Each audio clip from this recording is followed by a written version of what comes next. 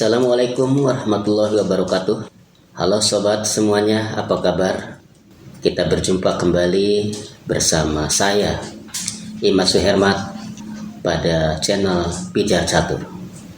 Mungkin bagi sobat yang telah lama mengetahui bahwa channel ini sebelumnya bernama Chesslight. Karena sesuatu hal, saya merubah nama channel Chesslight ini dengan Pijar Catur agar lebih terasa bahwa channel ini berasal dari Indonesia dan pemiliknya adalah orang Indonesia. Jadi dibandingkan dengan Chesslight, yaitu dari bahasa Inggris yang artinya cahaya catur, maka saya ubah menjadi Pijar Catur. Lebih sederhana dan mungkin bisa lebih dimengerti. Mohon maaf sebelumnya bagi sobat-sobat yang telah menunggu video-video yang berikutnya. Karena sesuatu hal pula saya tidak dapat melakukan perekaman video karena kendala pada peralatan. Dengan peralatan seadanya ini ya saya berusaha merekam untuk secara langsung melalui papan catur, jadi tidak menggunakan laptop ya, karena memang itu kendalanya. Sobat mohon dimengerti dan semoga sobat sekalian tetap setia dan semoga apa yang saya sajikan dalam video ini dapat bermanfaat bagi sobat sekalian untuk meningkatkan kemampuan teknik caturnya. Perlu sobat sekalian ketahui bahwa kali ini saya tidak akan membahas partai-partai ataupun mungkin membahas sesuatu hal yang sedang viral umpamanya. Sebagai contoh kasus Dewa Kipas ya, kemarin. Nah, kali ini saya tidak akan membahas itu. Saya akan tetap komit ya, pada tujuan utama dari channel ini, yaitu membantu dari sahabat-sahabat saya sekalian, sobat-sobat sekalian, bagi para pecatur muda, bagi para pecatur cilik yang sedang belajar, dan juga bagi para sahabat pelatih, sesama pelatih, mudah-mudahan menjadi referensi dari video ini. Oke sobat, untuk menyingkat waktu, mari kita mulai pembahasan kita tentang teknik-teknik dalam catur. Pada video-video terdahulu, yaitu tentang 21 macam teknik, ada 2 teknik yang belum saya upload atau tertinggal saya upload ya, karena kekurang telitian dari saya pribadi, yaitu teknik annihilation of defense atau menghancurkan pertahanan dan demolition of power structure atau merusak ya, susunan pion atau pidal. Kali ini kita akan membahas tentang menghancurkan pertahanan dulu, yaitu annihilation of defense. Jadi menghancurkan pertahanan ini kita melihat bahwa pertahanan lawan yang kita hancurkan langsung ya, tidak bersifat mengalihkan ya, tapi menghancurkan langsung ya, otomatis kalau dihancurkan itu adalah dipukul ya. Jadi seperti itu. Seperti contoh pada bangunan ini. Perhatikan sobat bahwa hitam memiliki ancaman mati pada petak G2. Jika putih bertahan, jika putih berpikir untuk bertahan, maka kemungkinan langkahnya adalah benteng C2. Seperti ini. Nah, jadi menutup baris kedua. Dan ini tidak efektif ya untuk putih ya. Kenapa putih harus bertahan? Itu kan. Ya, perlu sobat ketahui ya. Ini hanya sebagai referensi ya, bukan satu patokan ya. Bahwa ketika saya main ada dua prinsip yang selalu saya pegang teguh ketika hendak melangkah. Yaitu yang pertama adalah memikirkan perwira. Jadi sebelum saya melangkahkan pion atau raja umpamanya, maka terlebih dahulu saya memikirkan perwira. Kecuali perwira itu sudah tidak ada jalan. Dan yang kedua adalah pikirkan menyerang. Jadi saya selalu berpikir menyerang dulu. Kecuali saya sulit lagi untuk mencari serangannya itu dari titik mana. Barulah saya bertahan. Nah, ya jadi dua prinsip ini bisa juga sobat sekalian untuk menjadi satu patokan, tapi bukan suatu keharusan. Karena saya hanya menggunakan prinsip itu saja untuk setiap melangkah gitu. Ya seperti contoh ini ya. Kalau putih memikirkan bertahan, ya otomatis benteng C2 tadi, ya, benteng. Tapi kalau putih memikirkan menyerang, maka segala kemungkinan yang menyerang itu mesti dihitung. Ya seperti ini. Ya. Kita lihat bahwa benteng C8 itu sudah tidak ada fungsi, dia tidak bisa menyerang karena posisinya tertutup. Begitu juga dengan menteri. Dan satu-satunya yang bisa menyerang adalah benteng yang berada di C7, di petak C7. Dan kemungkinan menyerang adalah dengan memukul pion pada petak H7. Dan itulah memang pertahanan dari hitam. Dengan adanya benteng kali H7 skak seperti ini, mau tak mau maka membuat raja hitam menjadi terbuka. Ya, jadi rajanya terbuka sehingga rajanya bisa mudah diserang seperti ini dengan menteri ke E7 skak.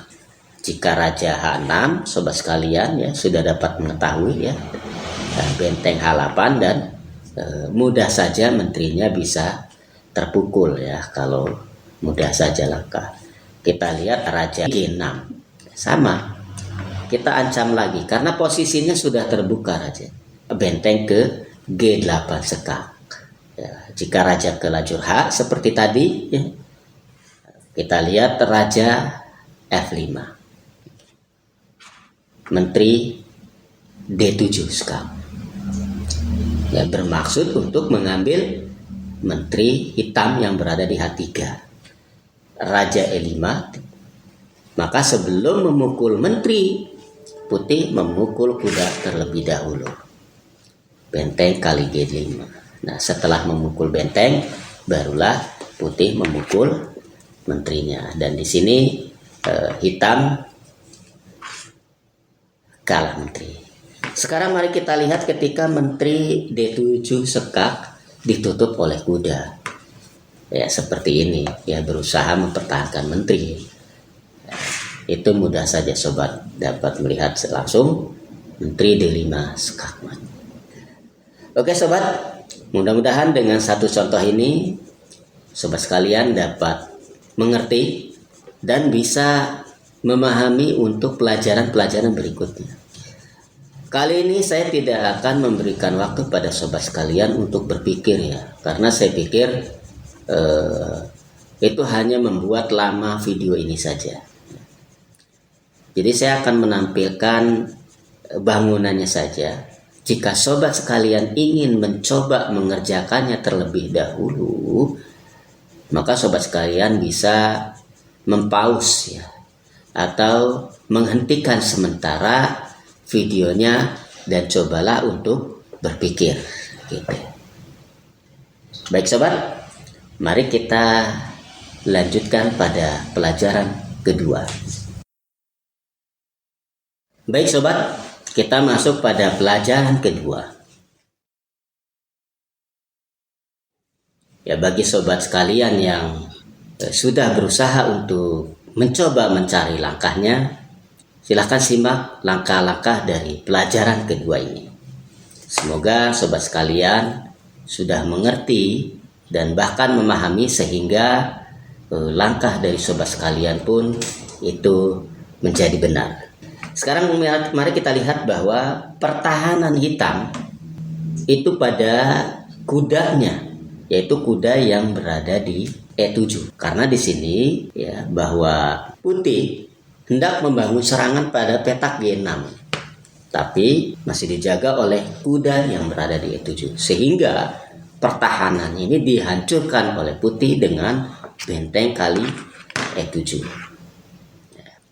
Karena mempunyai ancaman pada petak F7, maka satu-satunya jalan bagi hitam adalah memukul benteng. Di sini putih tidak serta-merta untuk melarikan menterinya. Inilah tujuan dari putih, menghancurkan pertahanannya kembali dengan kuda kali G6 skak. Jika raja geser, maka putih dapat mematkan raja hitam dengan menteri kali E7 skak.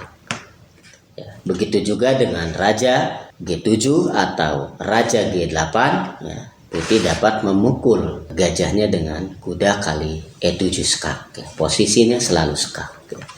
Sekarang kita lihat, ya, hitam memukul kuda dengan F kali G6, putih memukul kembali dengan menteri kali G6. Ancaman pada petak F7 ya itu nampak, sehingga satu-satunya jalan bagi hitam adalah dengan kuda E5. Nah, seperti ini ya. Dengan kuda E5 mengancam menteri sekaligus menjaga petak F7. Di sini putih tetap melakukan serangannya, yaitu dengan gajah ke H6 skak. Dan satu-satunya jalan ya bagi hitam yaitu memukul gajahnya. Nah, di sini putih tidak memukul benteng. Jika putih memukul benteng, maka hitam dapat melarikan dirinya. Itu kalau menteri kali H6 ya otomatis ya, hitam dapat lari dan terbebas dari kematian. Justru di sini matinya adalah menteri G8 skak. Ya, tujuan dari gajah H6 adalah mengalihkan atau mendefleksikan atau membiaskan benteng agar tidak menjaga petak G8 atau baris ke-8. Oke sobat, demikian pelajaran kedua. Semoga dari sobat sekalian ya, ada yang benar dalam mencari langkahnya. Sekarang mari kita lanjutkan pada pelajaran ketiga. Baik sobat, mari kita lanjutkan pelajaran ketiga. Sekarang kita lihat bahwa putih hendak melakukan sekak pada petak ketiga dan di situ dijaga ketat oleh kuda. Oleh sebab itu, putih menghancurkan pertahanan hitam dulu, yaitu kudanya dengan benteng kali E4. Nah, sekarang kita lihat, benteng bisa dipukul oleh pion yang berada di F dengan F kali E4, atau pion yang berada di D ya. Ya, sebelum memukul ini bisa sekak dulu, mungkin seperti ini tuh, ya, dan kembali ya bisa dipukul oleh pion D ya, atau bisa juga dipukul oleh menteri seperti ini. Dan nampak bahwa petak G3 sekarang sudah tidak ada yang menahan, sehingga putih dapat melakukan sekak dan menteri G3 skak. Setelah raja H8 ada kuda kali F7 skak, benteng kali F7 dan benteng A8 skak, dan mati pada langkah berikutnya.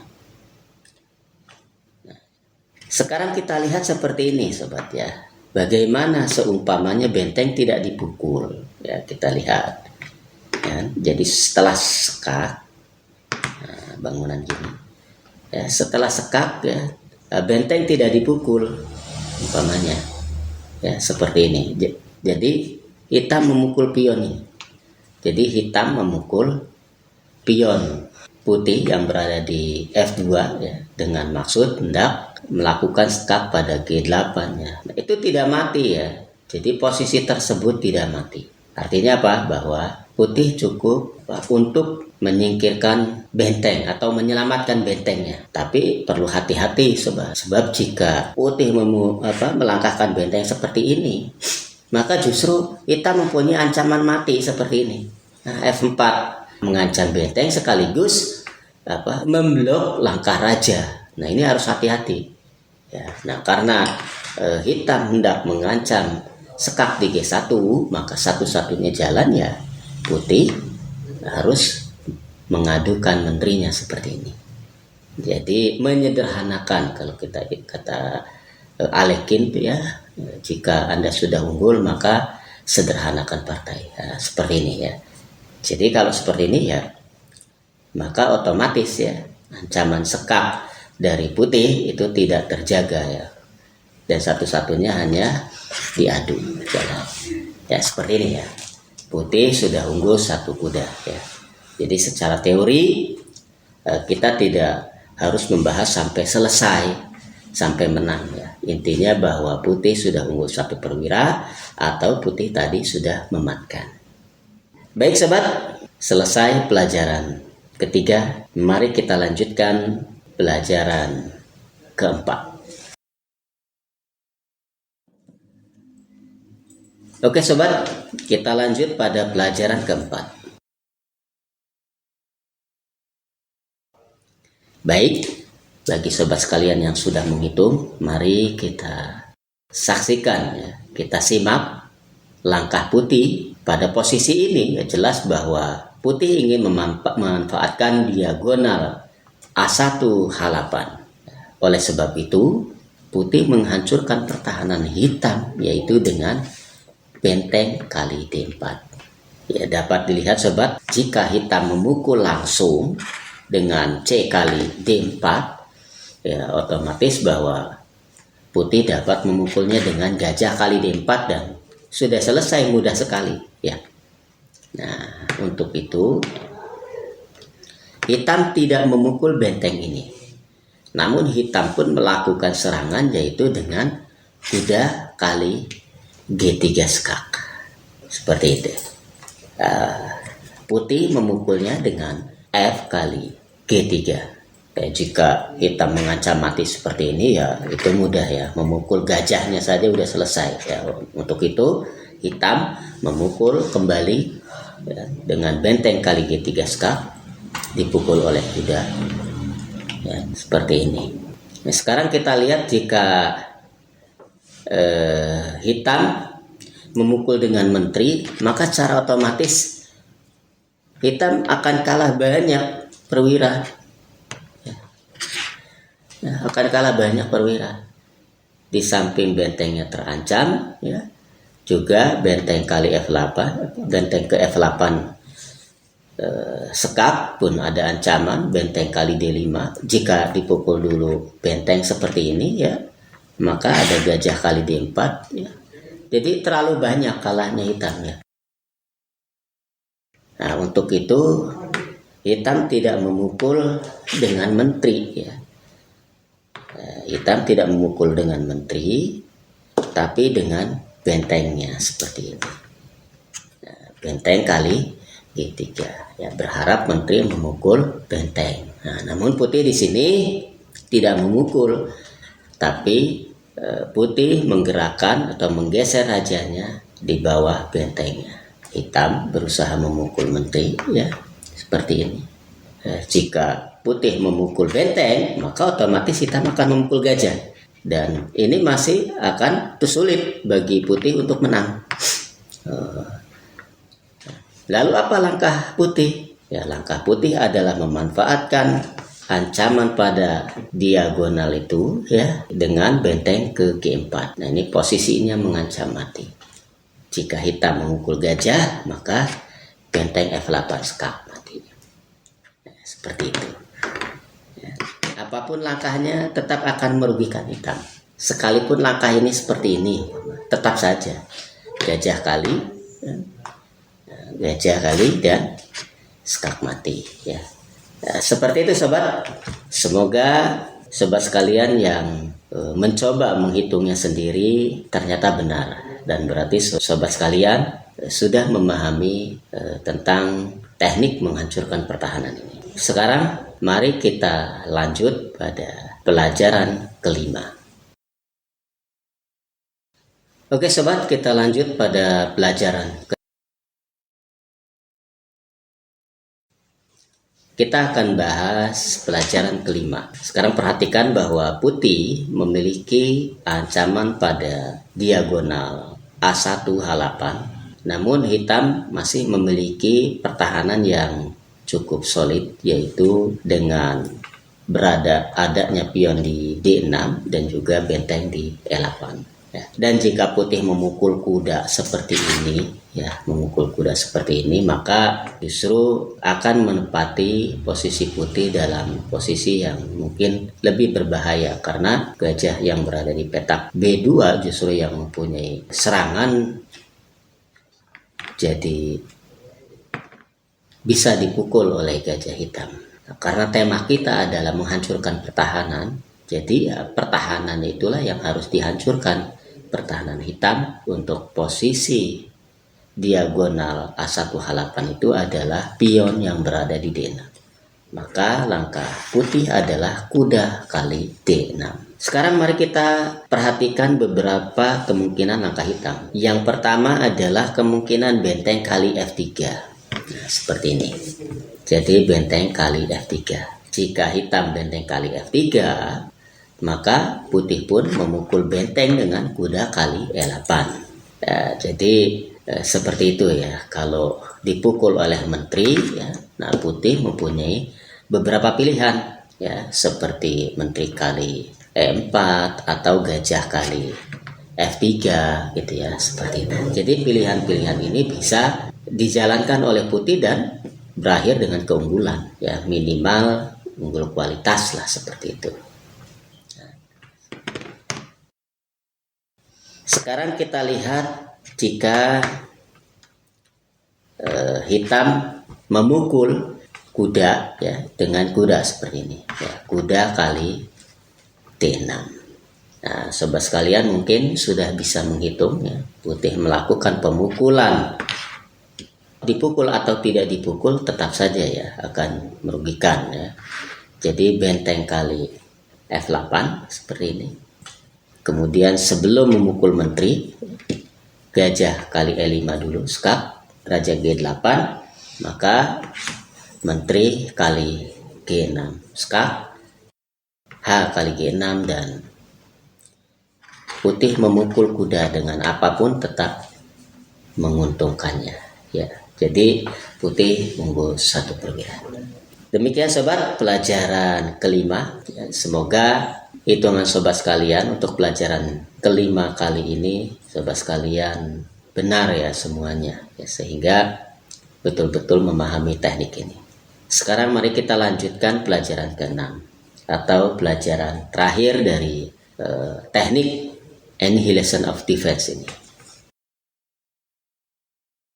Baik sobat, kita lanjut pelajaran ke-6.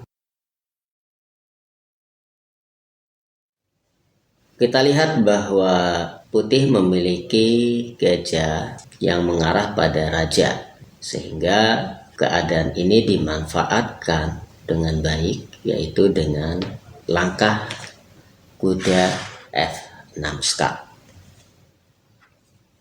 Hitam memukul dengan G kali F6. Ada dua kemungkinan di sini, ya. Jadi hitam bisa memukul G kali F6 atau menggeserkan rajanya. Kita bahas yang ini aja, G kali F6. Setelah hitam memukul dengan G kali F6, perhatikan sobat bahwa jika putih melakukan skak langsung ke G4, itu dapat ditutup atau dihalangi, ya, oleh hitam dengan mudah, yaitu dengan kuda G6. Nah, oleh sebab itu kita tahu bahwa pertahanan hitam yaitu terletak pada kudanya. Untuk itu, putih terlebih dahulu menghancurkan pertahanan hitam ini, yaitu dengan memukul kudanya, yaitu dengan gajah kali E7. Terpaksa dipukul oleh menteri, ya, tidak ada lagi jalan, ya. Hitam memukul gajah, ya. Kalaupun tidak dipukul, ya tetap akan menjadi sebuah ancaman. Barulah di sini putih melanjutkan dengan menteri ke G4 skak, raja H8, satu-satunya jalan. Nah, di sini langkah putih mengancam petak H7 sekaligus, ya, membuat pinning ya, atau mengikat pion F agar tidak bisa maju seperti ini. Jika maju maka hitam kehilangan menterinya dan tetap akan kalah. Nah, itulah dari teknik menghancurkan pertahanan. Kemudian kita kembali seperti ini sobat ya. Kita bahas untuk ketika kuda F6 ya. Nah, ketika kuda F6 sekak ya, hitam tidak memukul kuda. Nah, ya jadi hitam tidak memukul kuda, namun dia menggeserkan rajanya saja. Seperti ini. Ya, otomatis ya kalau ini bisa dipukul dengan kuda ya, sekaligus mengancam benteng. Gitu ya. Jadi memukul kuda sekaligus mengancam benteng. Nah, ancamannya adalah Menteri H5. Nah, jika hitam menahannya dengan G6 ya putih pukul saja kuda. Setelah Menteri kali F6, barulah di sini kita mengancam kembali benteng. Dan otomatis ya keadaan ini menjadi tidak enak, atau bisa saja begini ya, bisa saja putih memukul kuda kemudian memukul gajah dan akan tetap berakhir dengan kalah gitu ya, seperti itu. Demikian sobat, pelajaran kita, tema kita yaitu annihilation of defense atau menghancurkan pertahanan. Semoga apa yang telah saya bahas ini dapat bermanfaat, meningkatkan kemampuan teknis dari sobat sekalian. Bagi sobat sekalian yang baru menonton dan belum subscribe ya, jika Anda suka silahkan subscribe, dan tidak suka ya itu tergantung dari penilaian dari sobat sekalian. Saya hanya berusaha untuk berbagi apa yang bisa saya bagikan kepada sobat sekalian, dan semoga balasannya nanti saja, tidak harus pada saat ini. Dan saya tidak akan meminta sobat sekalian bagi yang baru untuk mengatakan bantu subscribe, bantu kembangkan. Cukup sobat sekalian menonton saja, saya sudah cukup senang. Oke sobat, demikian yang bisa saya sampaikan. Selanjutnya kita akan membahas demolition power structure atau merusak susunan bidang. Itu ada beberapa bagian nanti akan saya bahas ya. Ya, untuk video selanjutnya. Demikian saya akhiri. Semoga sobat sekalian tetap setia ya menunggu video-video saya selanjutnya, dan saya akhiri dengan wassalamualaikum warahmatullahi wabarakatuh. Salam catur, Games Unasumus.